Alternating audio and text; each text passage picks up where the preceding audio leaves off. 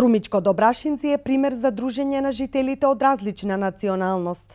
Македонци и турци, но без никакви предрасуди кога станува збор за заедничко живење и дружење.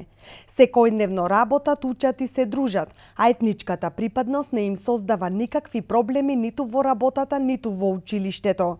Според жителите од ова населено место, тоа е едно од ретките села во кое етничката припадност е на највисоко ниво. Се доваѓаме на бајрами, на петок да се клајаме. Имаме два бајрами, еден Рамазан бајрам, еден Курбан бајрам. Иначе живееме, сите заедничко добро живееме во селото. И македонците, и турците, сите. Арноси се, нема проблеми ништо со црквата, со селење, нема ништо, залага се, направима, изградима. Тоа. Меѓусебното дружење на жителите и децата од различна етничка припадност се подобрува во однос на претходните години. Денес во Добрашинци живеат околу 600 жители. Иако доминира македонското население, во селото живеат и значителен број турци.